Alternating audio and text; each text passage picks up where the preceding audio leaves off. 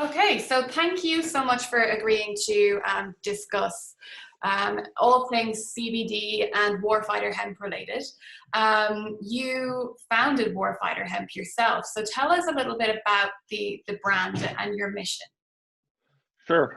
So I founded, it's coming up on 5 years since I founded Warfighter Hemp, and it was a little dicey when I originally founded it because the legalities of it were still not clear, and I'm not sure how your governance is set up in the UK, but we have 50 individual states in the US, and each of them have their own laws, and then you have the federal government that has its own set of laws. So things may appear that they're legal in one place, but they're not in another. So kind of walking on eggshells initially when we set it up. But I thought it was important when I did. And the reason why was before I started Warfighter, first of all, I'm a retired Marine.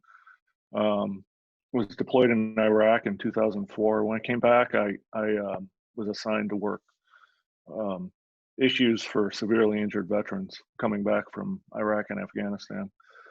So I was based in this area in DC.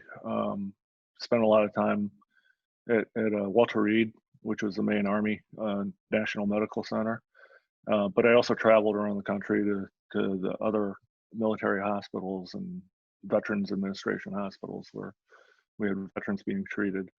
And it really was obvious in my travels at that time that what we were doing was just putting a Band-Aid on the wounds. And when I say wounds, I'm not speaking solely of physical wounds. I'm speaking of the mental or the psychological wounds as well. So we had a lot of guys that were put on some pretty heavy duty medications, SSRIs, things like Prozac and other powerful antidepressants, and mixed with painkillers and opiates and other medications. So we were essentially the veterans came up with a term for it. They call it the zombie cocktail that Oh, they were getting from the VA, yeah. and that's essentially what a lot of them were becoming. They were just kind of like walking around like zombies. Complete loss of who they were, prior to this, and it was really painful to see.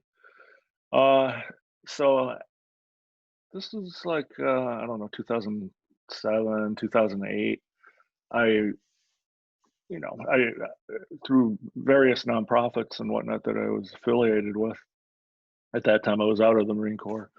Um, it became obvious that a lot of veterans were using cannabis, Mm. and they were doing it as a replacement for the meds that were turning them into zombies that the government was feeding them. So they were kind of doing this as marijuana primarily that they were using. They're doing it on the down low because marijuana is still federally illegal Mhm. in the United States. It's legal in certain states. I think the number is 28 or something like that currently, and will probably go up after this upcoming election. But federally, it's still illegal, and if they're caught using it, these guys would lose their veteran benefits and their health benefits and whatnot Wow, too. it's that serious? I wasn't Yeah, aware of that. Wow, no, they it's a big deserve deal. everything. It's a big deal. And myself, I'm my real job. I'm a commercial airline pilot. I actually fly over to London quite a bit, or I Oh, did before Corona.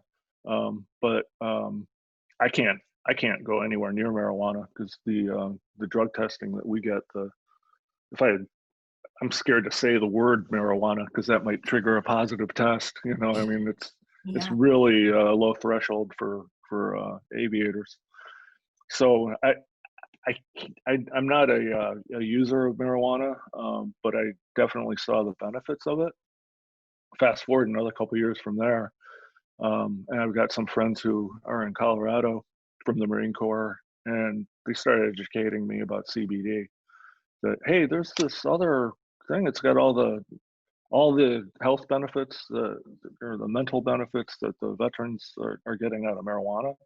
It has all that without the psychoactive component, the THC, that gets people high. Hmm. So started looking into it more. This is still a really, really new thing. We were one of the first companies to come out with a CBD line. We're definitely the first one that geared our product towards veterans, and that's how it started. And it's been, and it's not been. I wouldn't say it's a financial success. We don't.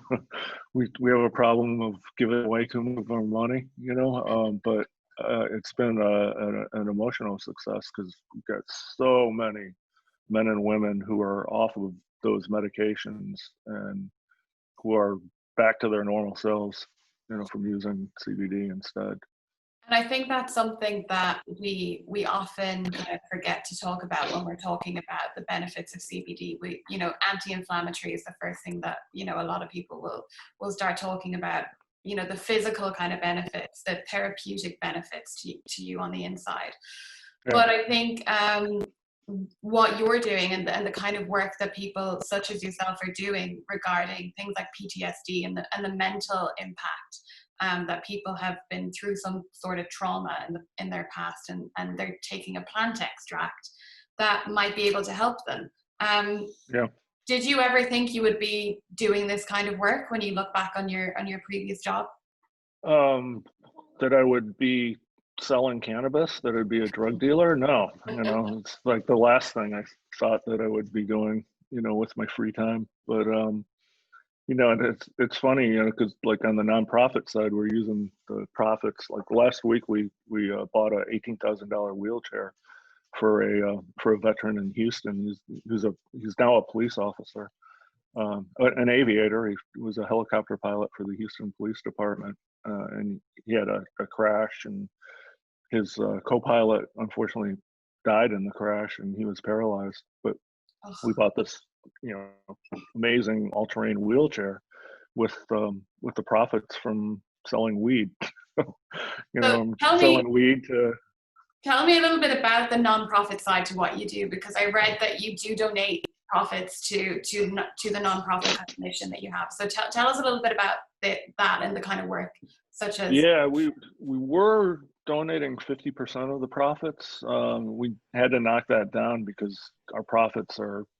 We have to roll our profits into marketing and advertising and things like that right now. So hopefully, we'll be able to go back up on the donation side. But we donated at least 10% since I think it's $143,000 that we've donated, primarily on wheelchairs, but some other things too. We have another thing that we did. Public television's coming out with a short documentary on it in November, in a week or so, when Veterans Day here, which is your Remembrance Day, I guess, in the UK. Yes. But we created, we got some pieces of steel from the wreckage of the World Trade Center, and we had a veteran who's a blacksmith. He forged it into it's called the Spartan axe. So he took a New York fireman's axe that was used at the World Trade Center, and with the steel from that axe head and the steel from the one of the beams in the wreckage, he created another. It's really a piece of art that he made, and that's gonna travel around and raise awareness for the issue of suicide problems, which is a big problem in the veteran and the first responder community. Absolutely. So what kind of results do you see from people, once they may, be feeling suicidal, or they may have PTSD, or they may have problems sleeping, and all these other kind of disorders which are associated under that umbrella? What kind of, changes or reactions do you see in people when, from your experience of veterans taking CBD? Well, it depends what they're using it for, but the ones who are using it for those reasons, it's the de-zombification getting them off of those medications. I mean, if you look at the warning labels on all of these psychotropic meds, like the first thing on the warning is may cause suicidal ideation. You know, it's like, wait a minute, you know, I mean, you got somebody who might be suicidal to begin with, and you're giving them meds, or worse, a combination of meds that who knows how they interact with one another. You're giving them something that's just going to aggravate the problem. So that's the first thing. Once they get detoxed off of those things and start to become their normal selves, then they start to become, this is anecdotal, you know, but from what I've seen, they interact more, they become more part of, you know, those, you know, who are around them, and more social and all those things. And we try to, you know, do as much as we can to foster that.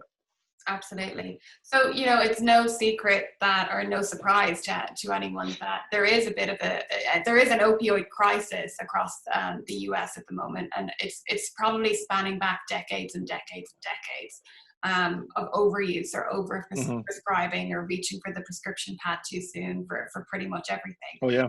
Do you see something like CBD being, you know, a great resource that might be adopted by the VA in the years to come, or might be adopted as a mainstream kind of thing in the years to come, or should it be, as far as you're concerned? Well, yeah, it definitely should be.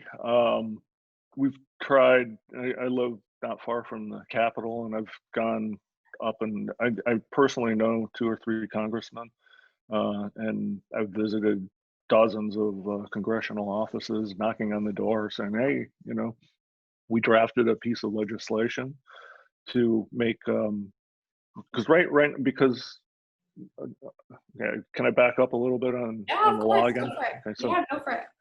so marijuana still is federally illegal. Before 2018, December of 2018, so just over a year ago, year and a half ago, all cannabis was federally illegal.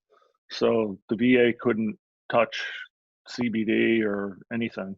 The Farm Act, the US Farm Act, which was signed in December of 2018, legalized industrial hemp.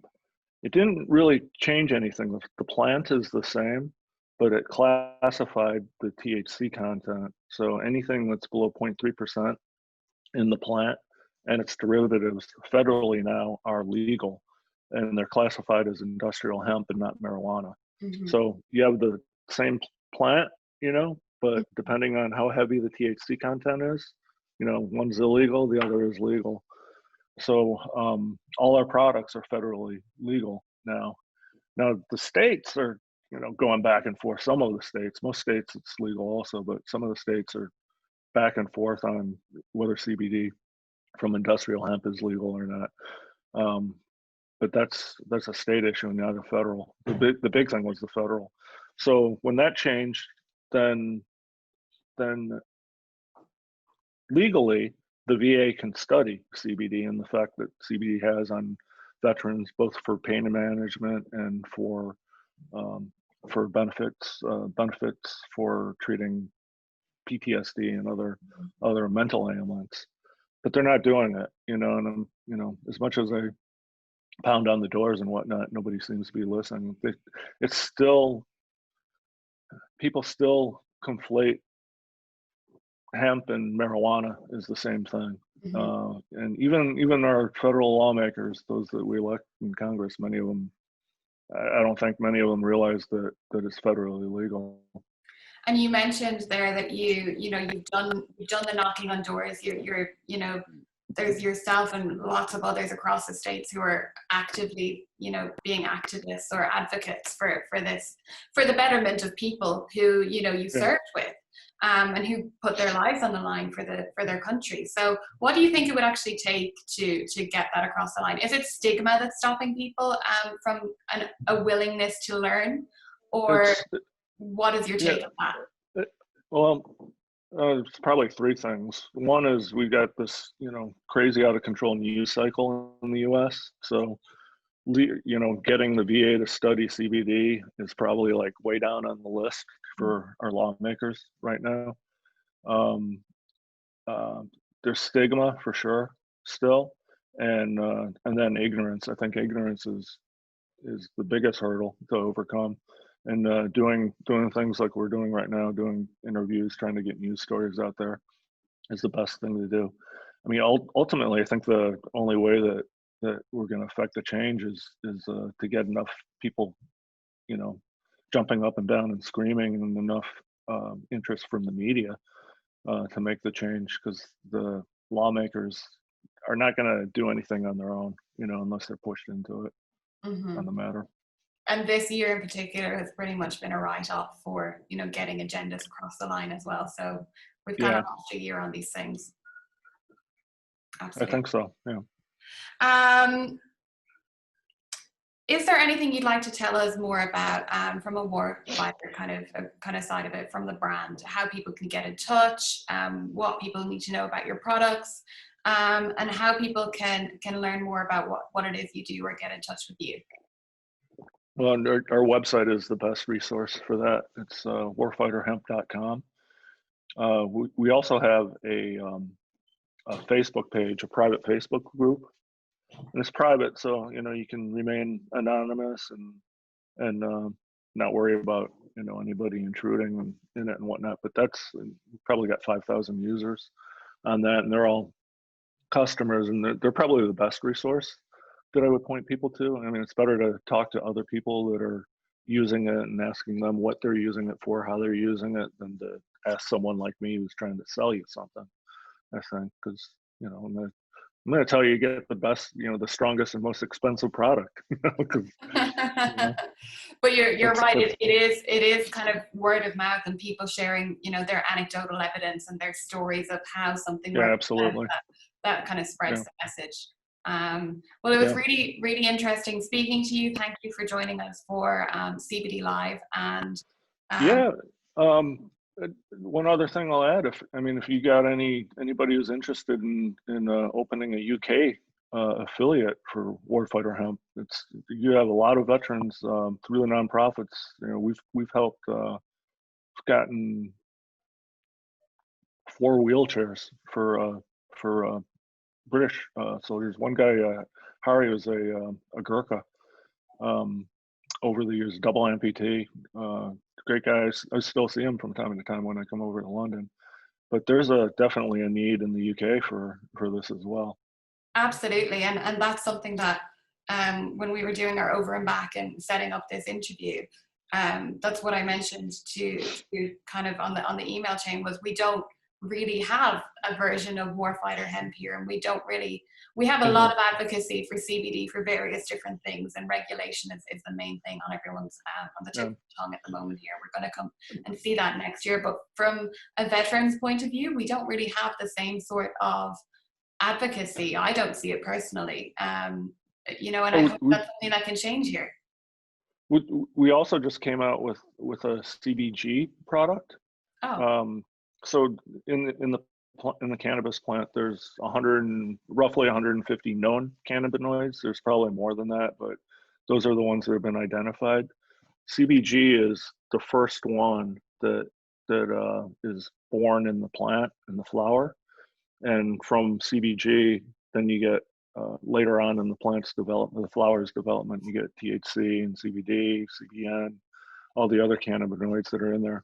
So not as much research has been done on CBG, but it's sort of being viewed as CBG will replace something like Prozac in the future. It's definitely anti-inflammatory. And then CBN, which we're going to be coming out with a CBN line soon, is you know, this is what they're anticipating. It's going to replace things like Ambien more as a sleep aid. So as more and more, you know, is learned about the plant and the cannabinoids in the plant, the medicinal aspects are going to be more targeted. You know, and right now we're in this kind of this wonderful sweet spot where the drug companies,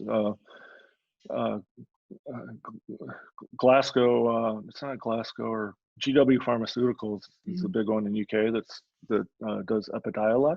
Yes. I mean, Epidiolex is, the product that they sell is the same. I would say it's the exact same. It's probably inferior to our 3,000 milligram CBD that we put out, because our carrier oil is hemp seed oil. So everything in our product comes from the plant. We don't use coconut oil or some other oil, as the carrier base. Yeah. And the hemp oil, even though it doesn't have any cannabinoids in it, it's rich in flavonoids and Antioxidants and all sorts of other things, omegas, everything. Mm-hmm. So it's really I think a really robust product. Mm-hmm. Their prescription version of our 3,000 milligram, it goes for 20 times the price. So Wow. with these other cannabinoids that are coming out, we're in the sweet spot where the drug companies, because of all the hoops they have to jump through, and whatnot, we're going to see more and more of these different products and ways to use the various cannabinoids from the plant before the drug companies get into it. Do you ship to internationally? So if there's a UK based veteran who likes the look of your brand and hears what you're saying and feels that they can familiarize with your brand, can they order online, or is that tricky? So we have, and we've had problems where things have been held up in customs in the UK. Mm-hmm. So somebody can try to do it, but I can't guarantee that it's not going to be held up in customs if they do it. Because you make a full spectrum product, is that right? It is, yeah.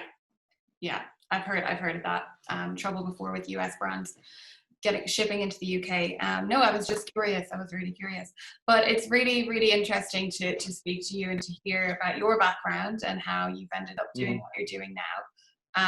And I hope from this interview people will get in touch with you and be inspired. And it was really great talking to you. Thank you very much for joining us on CBD Live. You're welcome. Thank you. Have a great day. All right.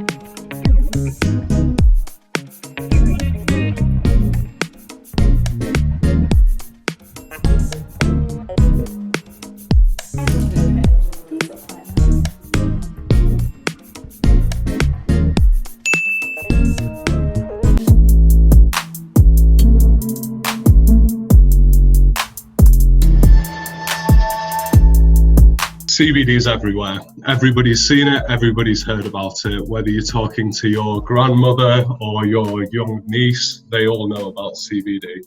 There's multiple product categories that we're looking at currently, including food, vape and cosmetics, and more recently beverages being one of the fastest moving sectors that we're seeing.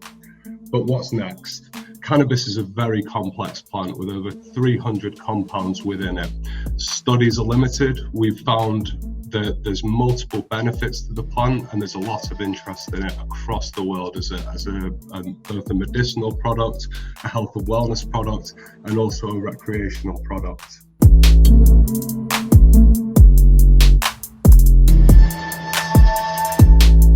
Many other compounds, such as CBG, which within the industry is becoming a well-known compound within the cannabis plant. CBC, terpenes are another aspect that are coming very much to the fore with regards to these types of products.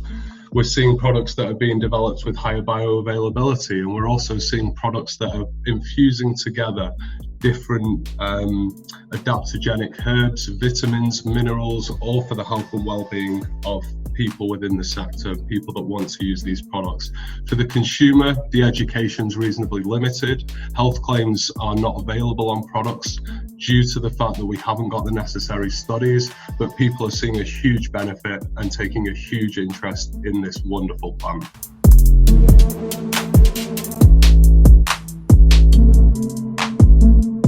As a product developer, very interested, obviously, in the cascading effects of the changing regulations around the world, the different approaches that different countries have taken with regards to deregulating certain cannabinoids, but keeping others still in a listed status. I come from Canada, where adult use is nationwide at this point. But at the same time, we have a very different approach towards CBD in Canada, where by treating it like other cannabinoids and not differentiating it in any way, it's made it very difficult for consumers to actually access cannabidiol. So we are very excited to be in the UK. We see that the regulatory system there is developing in a way that is going to allow for consumers to have greater access to better quality products. And we look forward to the regulations also opening up over time to allow us to work with more ingredients and create better products that innovate in essence.